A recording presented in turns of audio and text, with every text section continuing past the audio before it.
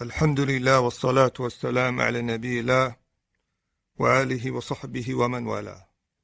وبعد, from time to time we come together to go over and to discuss matters that concern us, issues that play a huge factor in our day-to-day life of understanding matters concerning our deen.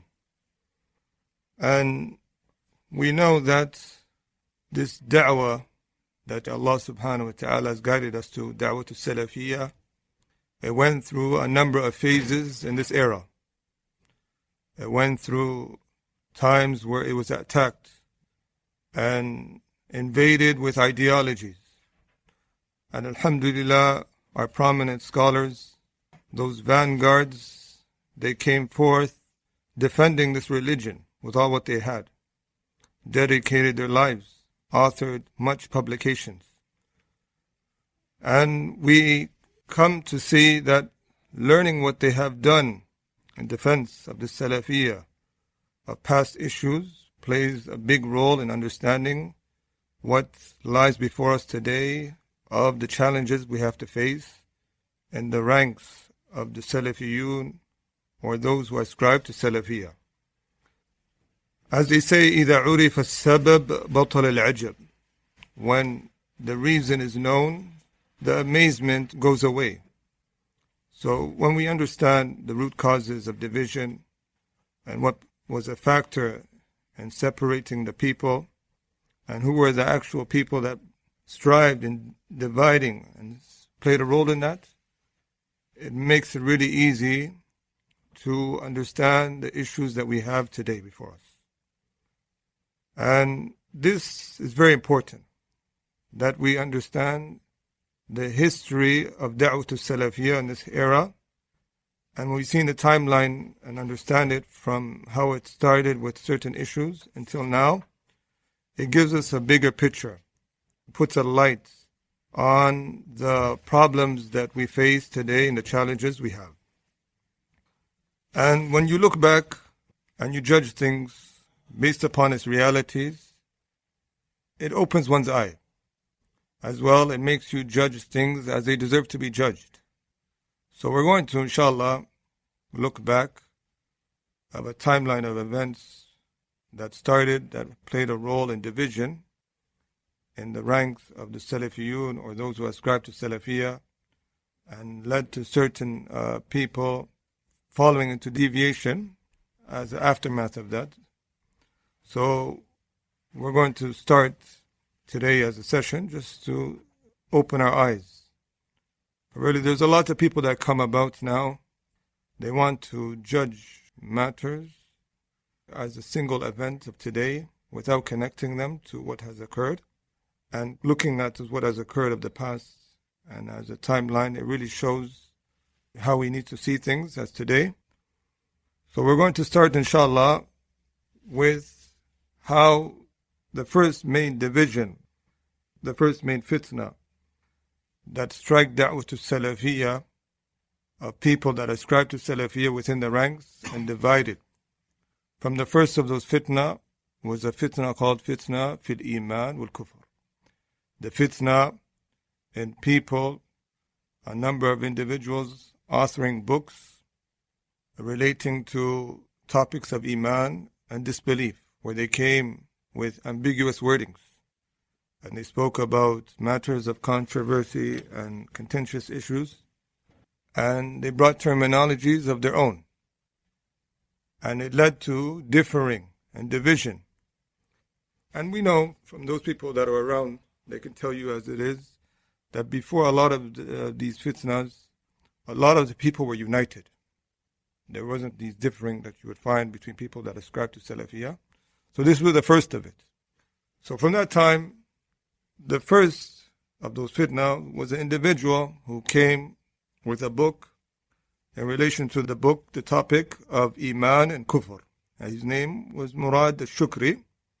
This man, he authored a book which led to a lot of differing amongst the people. And the book that he authored was أحكام التقرير في أحكام التكفير, where he's speaking about rulings about takfir, removing a person from the fold of Islam.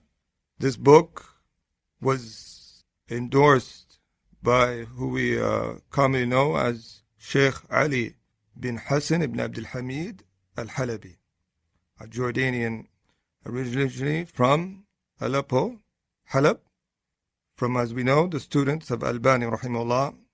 At that time when there was prominent ulama around, Albani still alive, great scholars are still alive, you find someone that is not really known for firmness and knowledge comes and speaks about something so controversial which leads to differing.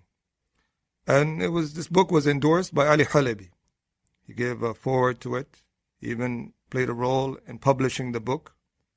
And this book was presented, due to the differing that it caused, to Lajnat al-Da'ima to see and to investigate this matter.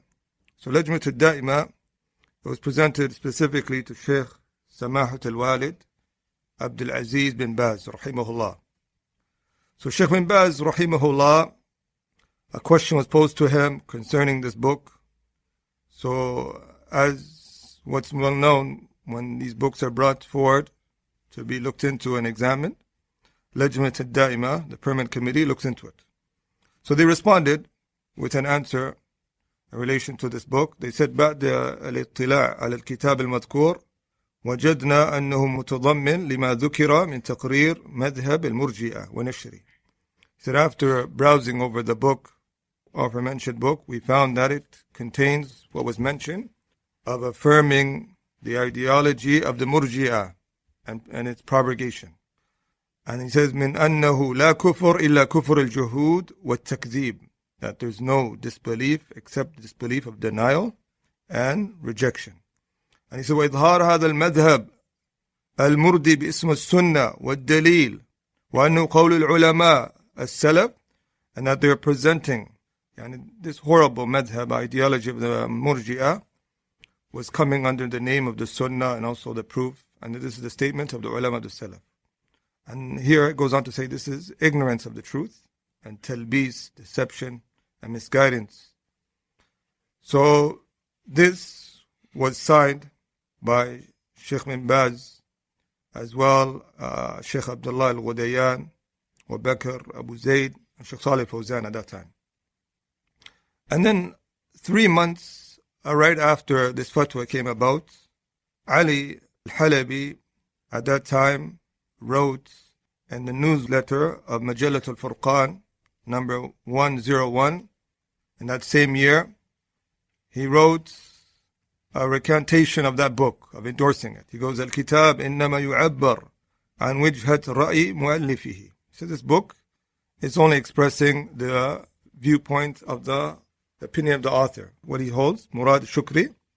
And then he says after that, وَإِنِّي بِحَمْدِ اللَّهِ وَتَوْفِيقِهِ بَرِيءٍ مِنْ ذَلِكَ كُلِّ. He says, I, by praise due to Allah and His success, I'm innocent from all of that. And after endorsing the book, printing it, and then he mentions after that words that we need to pay attention. He says, وَمَا أَكُونُ قَدْ أَخْطَأْتُ فِيهِ أو التبس عليه من أمره شيء في هذا الباب وغيره فإني راجع عنه. He says, whatever that I made an error in, or it wasn't clear to me pertaining to this topic or other than it, then I recant.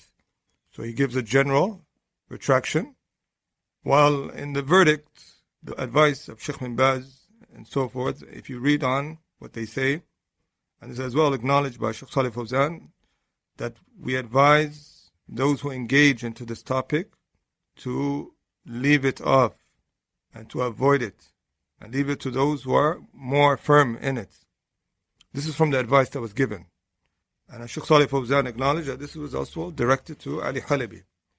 So after this came out, in this year of 1998, we find as well Ali Halabi continues to author concerning this topic.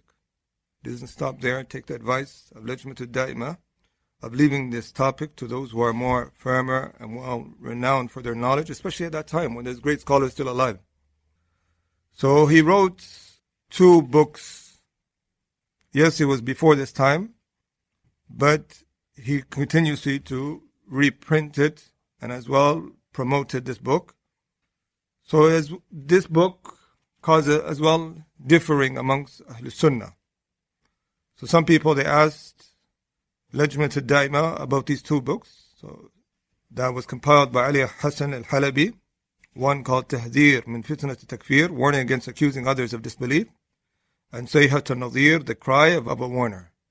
So these two books, the questioner says it calls to the madhab of Irja, which holds that actions are not a fundamental condition upon which the soundness of Iman depends. Another issue is that it mentions that it distorted citations from Shaykh Islam Taymiyyah